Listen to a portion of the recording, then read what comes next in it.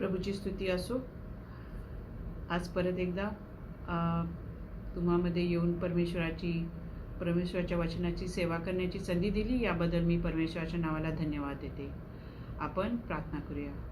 धन्यवाद तारणारा प्रभू येशू ख्रिस्त देवप्पा, तुझी उपकार स्तुती करते, तुझ्या नावाला धन्यवाद देते. प्रभू आज यावेळी तुझ्या लेकरांमध्ये येऊन तुझ्या वचनाची सेवा करण्याची संधी दिलीस, याबद्दल उपकार मानते. प्रभू, माझ्या तोंडचे शब्द आणि माझे मनचे विचार देवप्पा तुला मान्य असो. ही संपूर्ण वेळ देवप्पा मी तुझ्या हाती सोपून देते. तारणारा प्रभू येशू ख्रिस्त त्याच्या नावात ही प्रार्थना करते म्हणून बाप्पा, आमेन. आज आपण एक नवीन कुटुंबाबद्दल ऐकणार आहोत किंवा नवीन कुटुंबाबद्दल आपण थोडं मनन चिंतन करणार आहोत. आणि हे कुटुंब ह्या पवित्र शास्त्रामध्ये जुन्या करारामधले आहे आणि ह्या कुटुंबाबद्दल आपल्या सर्वांना माहितीच आहे. ह्या कुटुंबाने संपूर्ण कुटुंबामधून जे लेकरं झाले ते संपूर्ण जग हादरून सोडलं त्या लेकरांनी. आज आपण हे कुटुंब म्हणजे उत्पत्तीच्या 24 ते 35 या अध्यायामध्ये लिहिलेलं आहे आणि यामध्ये इसाक आणि रेबकाची कथा लिहिलेली आहे आणि आपल्याला आपल्या विश्वास आणि देवाच्या वेळेवर कसं अवलंबून राहावं ह्याचं सुंदर कथन किंवा सत्य या अध्यायामध्ये लिहिलेलं आहे. अब्रामाच्या विश्वासाबद्दल आपण अनेकदा ऐकतो आणि त्याचा विश्वास एका पिढीकडून दुसऱ्या पिढीकडे कसा गेला हे आपल्याला माहिती आहे. अब्राम आणि सारा यांच्यावर त्याच्या विश्वासाची परंपरा इसाकापर्यंत पोचवण्याची जबाबदारी होती. कुणाकडं? अब्राहम आणि सारा यांच्यावर. आणि देव स्वतः ज्या प्रकारे स्वतःला सूचित करतो ते म्हणजे अब्राहम, इसाक आणि याकोबाचा देव. देव स्वतःला कसा सूचित करतो स्वतःला की म्हणजे अब्राहम, इसाक, याकोबाचा देव. आणि त्या वेळेपासूनच सुरुवात झाली की आपण देवाला कसं आपण सूचित करावं किंवा कसं आपण त्याचं कोणत्या काळापासून देवाची उपकारस्तुती अधिक आणि अधिक. असं नाही कोणी म्हणत की नोहाचा देव किंवा आपण इनोक किंवा असं आदामाचा देव किंवा जे अगोदरचे संदेष्टे झाले त्यांचे नावं घेतली नाहीत, पण ह्या काळापासून अब्राहम, इसाक आणि याकोबाचा देव असं देव स्वतःला सूचित करत आहे. आणि त्या काळामध्ये अब्राहम आणि सारा यांचा विश्वास त्यांनी इसाकापर्यंत पोहोचवलेला आहे. अब्राहम आणि सारा यांचा विश्वास आणि कथा पवित्र शास्त्रात लिहिली गेली आहे, परंतु इसाक आणि रिबेका यांच्या विश्वासाचं काय? अब्राहम आणि सारा यांचा विश्वास पवित्र शास्त्रामध्ये भरून आहे आणि मग इसाक आणि रेबेका यांच्या विश्वासाचं काय?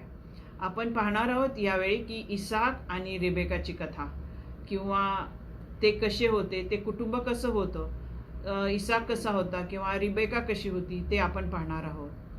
इसाक हा आपल्याला माहिती आहे की अब्राम आणि सारा यांचा वचनपुत्र आणि तो जवळजवळ 40 वर्षाचा होता तेव्हा त्याने रिबेका बरोबर विवाह केला आणि त्यांना 2 जुळे मुलगे झाले. आणि रिबेका कोण होती तर अब्रामाचा भाऊ नाहोर, याची बायको मिल्का आणि त्यांचा मुलगा बथुवे यांची मुलगी कोण होती? रिबेका. देवाच्या करारातील अभिवचन मिळालेल्या इसाकाची पत्नी म्हणून रिबेकाने महत्त्वाची भूमिका बजावलेली आहे. आणि रिबेकाच्या जीवनाविषयी बरेच काही सांगितलेले आहे. तिच्याकडे सामर्थ्य आणि कमकुवतपणाचे क्षण होते. जेव्हा आपण प्रथम इसाक आणि रिबेकाची कथेबद्दल वाचतो किंवा त्यांच्या गोष्टीबद्दल वाचतो किंवा त्यांची गोष्ट वाचतो तेव्हा रिबेका जी देवावर विश्वास ठेवणारी आणि तिच्या कुटुंबावर तिची काय होती? भरपूर निष्ठा होती. आपण पाहणार आहोत की रिबेका कशी होती किंवा रिबेकाचे वैशिष्ट्य काय होते. रिबेकाने तिच्या कुटुंबाप्रती एक निष्ठा दाखवलेली आहे. तिची कुटुंब म्हणजे तिच्या आईवडिलांचं घर. रिबेका तिच्या घराण्याशी एकनिष्ठ असते. तिच्या आणि तिच्या कुटुंबासाठी ती पाणी आणण्याचे काम करायची आणि ती तिच्या खांद्यावर भांडी घेऊनच सापडली नाही, परंतु आम्ही देखील पाहतो की अलिएझरच्या अहवालाप्रमाणे तिचा प्रथम प्रतिसाद तिच्या कुटुंबातील सदस्यांना धावून सांगणे होते. ती एकनिष्ठ आपल्या कुटुंबावर होती. तिने स्वतः कोणता असा निर्णय घेतला नाही. तिने प्रथम जाऊन तिच्या कुटुंबाला सांगितलंय. उत्पत्ती 24:28 मध्ये लिहिलंय, त्यानंतर तरुणीने धावत जाऊन तिच्या आईच्या घरच्याने या गोष्टी सांगितल्या. दुसरी गोष्ट म्हणजे रिबेका दयाळू, कष्टाळू, मदत करणारी, कुरकुर न करणारी, आदर सत्कार किंवा आदरातिथ्य करणारी अशी होती. आपण उत्पत्तीच्या 24व्या अध्यायात 18 ते 25 मध्ये वाचतो. आणि रेबेकाने सेवकाला त्याच्या उंटांना पाणी पाजले. तिने जे सेवक लोक होते त्यांना खाण्यापिण्याची, राहण्याची व्यवस्था केली. त्यांच्या उंटांना चारा दिला, पाणी दिला. ती मदत करणारी होती, कष्टाळू होती. तिसरी गोष्ट म्हणजे रिबेका काय होती, ही विश्वासू होती. ती देवावर विश्वास ठेवते. रेबेकाने जेव्हा ती कधीही न भेटली नव्हती अशा माणसासोबत जाण्यास काय झाली, तयार झाली. आणि त्यासाठी रेबेकासाठी ते खूप धैर्य आणि देवावर विश्वास आवश्यक होता. आपण उत्पत्तीच्या 24 आणि 58 मध्ये वाचतो की म्हणून त्यांनी रेबेकाला बोलवून विचारले, तू या माणसाबरोबर जाणार आहेस का? आणि ती म्हणाली, मी जाईन. म्हणजे ती विश्वासू, ती देवावर विश्वास ठेवून ह्या अनोळखी लोकांच्या बरोबर ती निघालेली दाखवलेली आहे. आपण आता पाहणार आहोत की आपण रिबेकाची कशी होती, तिचे गुण कसे होते पाहिले, तिचे वैशिष्ट्ये पाहिले. पण आता आपण पाहणार आहोत की इसाक आणि रेबेका यांच्या वैवाहिक जीवन कसे आहे ते आपण पाहणार आहोत. प्रथम म्हणजे इसाक आणि रेबेका यांची कथा हे शिकवते की विवाह केवळ प्रेमावरच नव्हे तर विश्वासावर देखील बांधला जातो.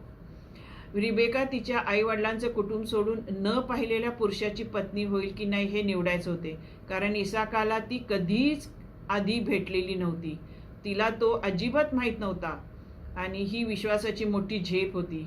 इसाक आणि रेबेका यांच्यातील विश्वासावर पहिला महत्त्वाचा धडा म्हणजे विवाह केवळ प्रेमच नाही तर विश्वास देखील असला पाहिजे. कशात? विवाहामध्ये. कितीतरी हा विवाह इसाक आणि रेबेकाचा हा प्रेमविवाह नव्हता तर तो ठरवून केलेला विवाह होता. ह्या दोघांनी, रेबेका आणि इसाकांनी कधी एकमेकाला पाहिलेलं नव्हतं. पूर्वीच्या काळात आपल्या देखील पाहतो की कित्येक असे विवाह झालेले आहेत की त्यांनी त्या नवरा बायकोने एकमेकाला लग्ना अगोदर पाहिलेलंच नसते. आणि काही ठिकाणी पूर्वी फोटोवर लग्न व्हायचे, काही ठिकाणी न पाहता व्हायचे. आणि असे कितीतरी उदाहरण आपण पाहू शकतो. वैवाहिक जीवनात प्रेमाची गरज आहे, पण त्यासाठी काय आहे, विश्वासही लागतो. म्हणजे विवाहामध्ये. आणि त्यांचा विवाह कसा होता, प्रेमच नाही तर विश्वासही होतात. दुसरी गोष्ट म्हणजे इसाकाच्या जीवनात देव नवीन नातेसंबंधासह दुखापत झालेल्या ठिकाणी तो काय करतो, बरे करतो. आपण पाहतो अब्रामाची पत्नी सारा मरण पावली होती आणि अब्राहम खूप म्हातारा झाला होता. आणि इसाकाचे त्याच्या आई वडिलांचे फार जवळचं नाते होतं, कारण तो वचनपुत्र होता. त्यामुळे त्याच्या आई वडिलांनी त्याचं अतिशय लाड केला असणार, कारण त्या काळात ते म्हातारे होते तरी त्यांनी वचनपुत्र म्हणजे अगदीच त्यांनी त्याचा खूपच लाड केला असेल. त्याच्या आई म्हणजे सारानी खूपच त्याला जीव लावला असणार, कारण तो फार वर्षांनी जवळजवळ 100 असताना आणि अगदीच वयस्कर वयामध्ये त्यांना हे लेकरू झालेलं होतं. आणि तो काय होता, वचनपुत्र होता. त्यांना त्यांचा ह्या लेकरावर त्यांचा खूपच जीव होता. आणि सारा मरण पावल्यावर काय झालं, इसाका जीवनात एक प्रकारची एक पोकळी निर्माण झाली. त्यामुळं अब्राहम इसाकासाठी पत्नी शोधण्यास तयार झाला. आपण शास्त्रात वाचतो, अब्राहम जेव्हा एकटा झाला तेव्हा साराचा मृत्यू झाला, तेव्हा इसाकासाठी पत्नी शोधण्यास अब्राहम त्यावेळी तयार झाला. आणि देवाने नवीन नातेसंबंध तयार केले का, त्याच्या आईच्या मृत्यूमुळं तो तयार झाला. इसाक तयार झाला का, त्याची आई मृत्युमुखी पडली आणि तो दुःखात होता. आणि त्यावेळी अब्राहमाने इसाकासाठी मुलगी शोधण्यासाठी चालू केलं.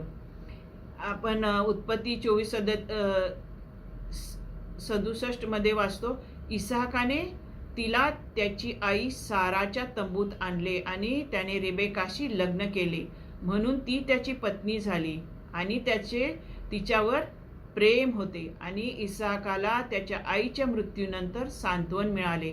म्हणजे जेव्हा जेव्हा इसाकाने रिबेकाशी लग्न केलं तेव्हा त्यांनी आपल्या आईच्या तंबूत आणलं आणि इसाकाला त्याच्या आईच्या मृत्यूनंतर सांत्वन मिळालं, म्हणजे त्याचं दुःख कमी झालं.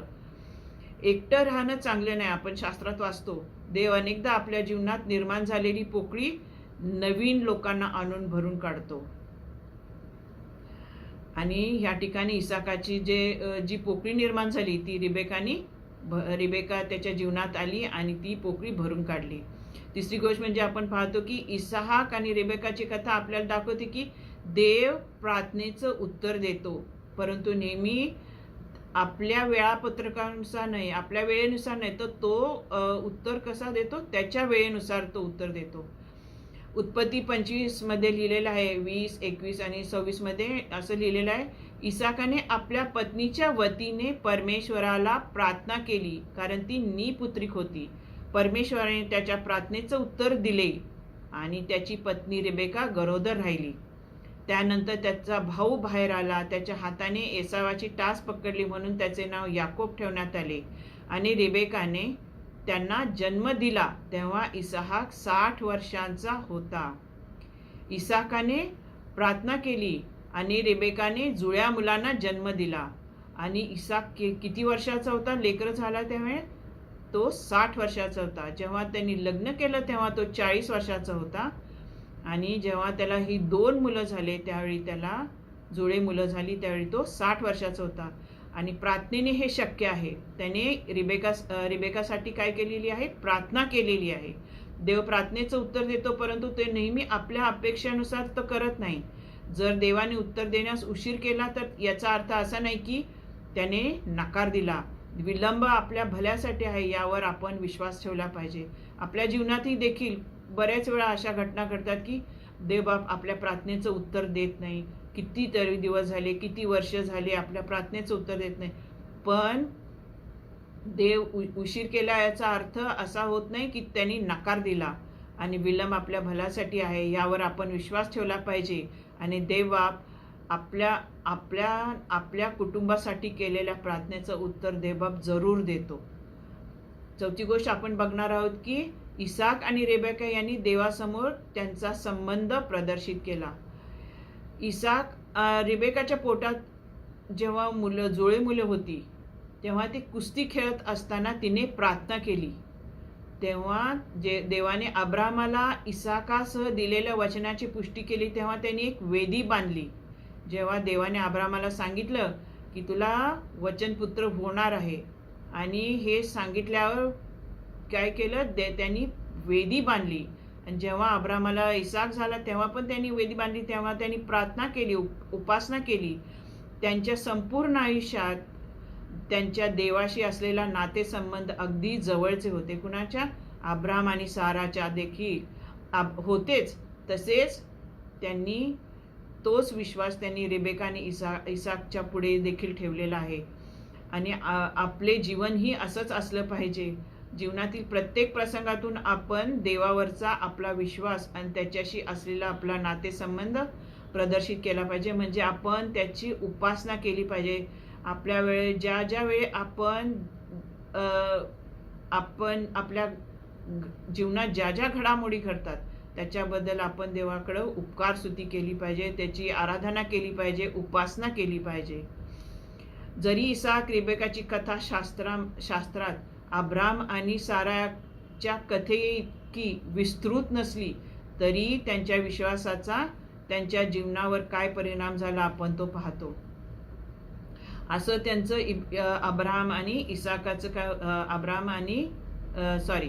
रिबेका आणि इसाकाचं हे वैवाहिक जीवन होतं. आपण बघणार आहोत की इसाक आणि रेबेका यांनी आपण जे ख्रिस्ती जोडपे आहेत, ख्रिस्ती कुटुंब आहेत, त्यांना आपण ह्यातून काय शिकणार आहोत, काय घेणार आहोत. पहिली गोष्ट म्हणजे वैवाहिक जीवनाची सुरुवात चांगली होऊ शकते, परंतु चांगली ठेवण्यासाठी आपण काय केले पाहिजे, प्रयत्न करावे लागतात. इसाक आणि रिबेकाच्या लग्नाची किंवा त्यांच्या वैवाहिक जीवनाची सुरुवात खूपच छान झाली होती. तसं बघायला गेलं इसाकाचे रिबेकावर प्रेम असल्याचे आपण वाचतो. येथे प्रेम या शब्दाचा अर्थ खरोखरच प्रेम आहे. तो रिबेकावर खरोखर प्रेम करत होता. नंतर आपण वाचतो की ते एकमेकांपासून पुष्कळ दूर गेले. त्यांच्या नात्यात काय झाली? दरी वाढली. देवाने रेबेकाला त्यांच्या मुलांबद्दल जे भाकीत केलं होतं किंवा प्रगट केलं होतं ते तिने इसाकाला सांगितलं नाही, लपवून ठेवलं. तसंच एसावाने विधर्मी मुलींशी लग्न केल्यामुळे रिबेका देखील नाराज होती आणि रिबेकाने एक कट रचला जिथं इसाकाला एसावऐवजी याकोबाला आशीर्वाद देण्याचे भाग पाडले. हे जोडपे ज्याने खूप चांगली सुरुवात केली, ते अगदी प्रेमात होते, त्यांच्या एकमेकावर अतिशय प्रेम असं होतं, परंतु कालांतराने त्यांचे ते नातं आटलं गेलं, प्रेमाचं नातं आटलं गेलं. ते एकमेकापासून खूप मनाने दूर गेले. आपण आपल्या विवाहाची सुरुवातीपासून शेवटपर्यंत काळजी घेतली पाहिजे. म्हणजे वैवाहिक कुटुंब आहेत त्यांनी त्यांच्या विवाहाची सुरुवातीपासून शेवटपर्यंत काळजी घेतली पाहिजे की आपण आपलं नातं कसं टिकवलं पाहिजे, आपण एकत्र कसं राहिलं पाहिजे, मनाने कसं एकत्र राहिलं पाहिजे हे आपण शिकलं पाहिजे. आणि हा प्रयत्न ज्या दिवसापासून आपण लग्न करण्याचे वचन देतो त्या दिवसापासून सुरू होतो आणि ज्या दिवशी आपण देवाच्या घरी जातो त्या दिवशी तो संपतो. आणि हे 1 करिंथकर 7 अध्याय 39 मध्ये हे लिहिलेलं आहे. दुसरी गोष्ट म्हणजे इसाकाने एसावाचा आनंद घेतला तर रेबेकाने याकोबाला पसंती केली.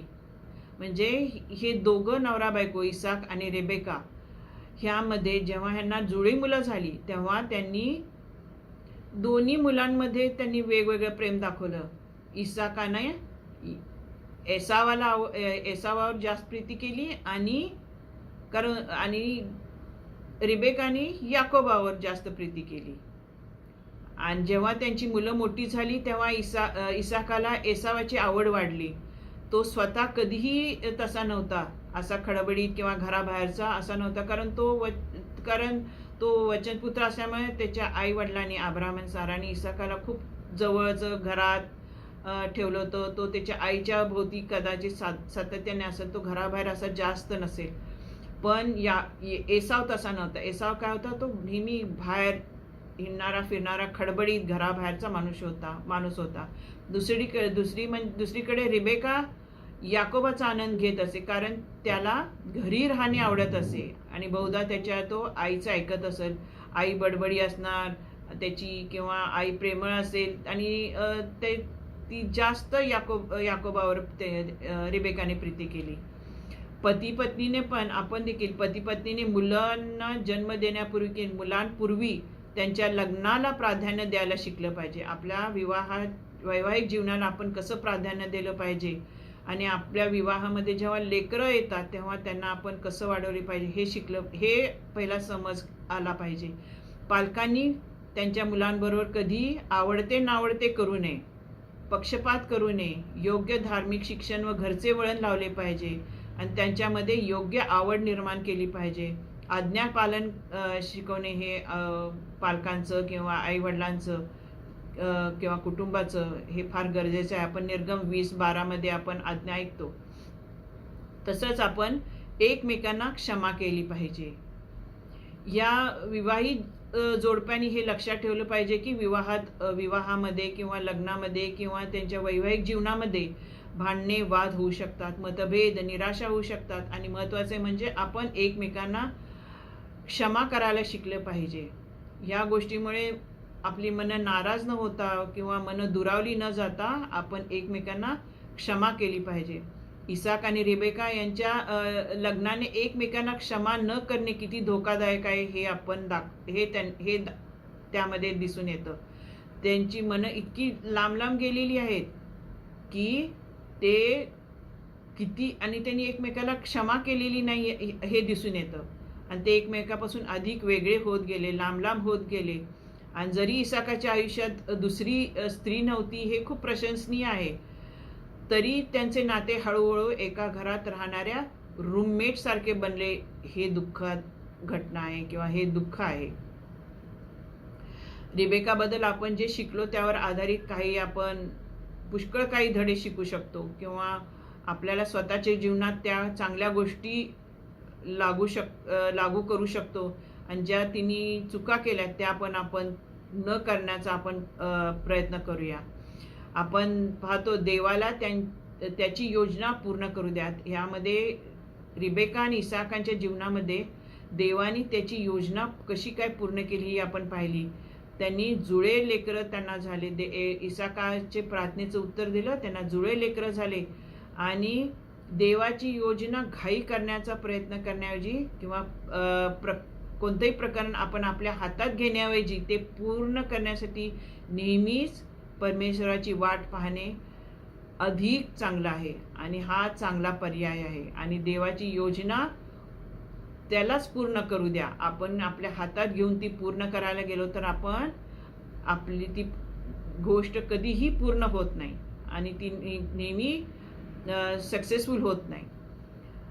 आपण पक्षपातीपणामुळे कुटुंबाला काय होतो, त्रास होतो. आपण पाहिलं रिबेकाने पक्षपात केला आपल्या लेकरांमध्ये आणि त्यामुळं किती त्यामुळे त्यांच्या कुटुंबाला त्रास झाला असेल किंवा आपण त्रास झालेला पाहतो. पक्षपात हा काय दाखवण्याचा हा एक धोका आहे. पक्षपातामुळे कुटुंबाला त्रास होतो, कुटुंब विभक्त होतात, कुटुंब मध्ये एकमेकांमध्ये प्रीती राहत नाही. इतकेच नाही तर पक्षपातीपणा हे पाप असल्याचं शास्त्रात लिहिलेलं आहे. याकोब 2:1-9 मध्ये लिहिलेलं आहे. पक्षपातपणा हे पाप असल्याचं लिहिलेलं आहे. तिसरी गोष्ट म्हणजे आपण देवाची योजना कशी यशस्वी होईल हे पाहिलं पाहिजे. रेबेकाच्या कृतीमुळे देवाची योजना काय झाली, रोखली गेली नाही. तिने कितीही गोष्टी केल्या, पक्षपात केले, तिने अनेक अडचणी आल्या, ती नाराज झाली, बऱ्याच गोष्टी आपण पाहिल्या. पण त्यामुळे काय झाली, देवाची योजना काय झाली, ती रोखली गेली नाही. खरं तर देवाने त्याचा उद्देश पूर्ण करण्यासाठी ह्याचा उपयोग केला. देव सर्वशक्तिमान आणि सर्वज्ञ आहे. आपले पाप आणि उणिवा त्याच्या योजनेला हाणून पाडू शकत नाही. संपूर्ण इतिहासात देवाने त्याची परिपूर्ण योजना पूर्ण करण्यासाठी अपूर्ण लोकांचा उपयोग केलेला आहे. सुदैवाने तो आजही तेच करत आहे. त्याची परिपूर्ण इच्छा पूर्ण करण्यासाठी तो तुमचा आणि माझा टाकाऊ पात्रांचा वापर करत आहे. आणि आपल्यासारखे टाकाऊ पात्र आहे, त्याच्याद्वारे तो त्याची योजना काय करीत आहे, यशस्वीरित्या पूर्ण करत आहे. ज्या रिबेकाने चुका केला त्या चुका आपण आपल्या जीवनात करू नये हे आपण ठरवलं पाहिजे. जरी रिबेका ही दयाळू, निष्ठावान, विश्वासू, धैर्यवान महान स्त्री होती तरी तिने मोठ्या चुका केल्या हे देखील शास्त्रात नोंदलं गेलेलं आहे. तिने स्वतःच्या मुलांमध्ये पक्षपात केला. तिने आपल्या पतीच्या विरोधात कट रचला होता. तिने तिच्या पतीची फसवणूक केली, तिच्या मुलांशी खोटं बोलली आणि तिच्या स्वतःच्या घरातील लोकांमध्ये काय झालं, पक्षपातीपणामुळे शेवटी विभाजन, तिरस्कार आणि राग निर्माण झाला. तिने पतीचा विश्वासघात केला आणि परिणामी मोठा कौटुंबिक कलह झाला. आपण पाहतो जे आशीर्वाद होते ते जे येसावाला मिळणारे होते ते याकोबाला मिळाले. आणि ह्यामध्ये काय केलं, रिबेकानी ह्यामध्ये पक्षपात केला. ह्यामध्ये ती लेकरांशी पण खोटं बोलली आणि तिने खोटं बोलण्यात भाग पाडलं. त्याने येसाव जसा दिसायचा तसं याकोबाला पण तिनं तयार केलं आणि जे जेवण इसाकाने मागितलं होतं ते देखील मागितलं होतं त्याप्रमाणे न बनवता तिनं दुसरं जेवण बनवून तसंच ते इसाकासमोर ठेवलं. कारण इसाकाला दिसत नव्हतं, अंधुक झाली होती त्याची दृष्टी. त्यामुळे त्याने ते आशीर्वाद जे येसावाला द्यायचे होते ते याकोबाला मिळाले. ह्यामध्ये काय केलं, रिबेकानी ह्या विश्वासघात केला आणि कितीही मोठं त्यामुळं 2 मोठे राष्ट्र तयार झाले नाही का, याकोब आणि एसावमुळं. आणि पुढे आपण पाहतो ती त्यांची पुढे कथा. जर तुम्ही विवाहित नसाल परंतु तुम्हाला एक दिवस लग्न करायचं असेल तर देवाने तुमचा जोडीदार निवडण्यासाठी प्रार्थना करा. जे अविवाहित आहेत त्यांनी आतापासूनच प्रार्थना करा की आमच्यासाठी देवाने निवडलेले आपल्यासाठी कोण असायला हवे, जोडीदार असायला हवे. आणि इसाकाने रेबेकासाठी निवडलेला मार्ग तुम्ही देखील निवडा. इसाकाने रेबेकासाठी प्रार्थना करत असे. देव कोणतीही कधीही चूक करत नाही. देव कधीही चूक करत नाही. त्याला माहीत आहे की तुम्हाला कोणाशी जोडलं जाणं आवश्यक आहे. आणि जर त्याने तुमचा जोडीदार निवडलेला आहे तर तुम्ही असमानपणे जोडले जाणार नाही. तुम्ही असमानपणे जोडले जाणार नाही. तर तुम्ही जे जोडलेले आहे ते देवाने जोडलेलं आहे हे तुम्हाला कळायला हवं. ज्या चुका रिबेकाने केल्या त्या न करण्याचा आज आपण निश्चय करूया. त्या आपल्या कुटुंबात आपण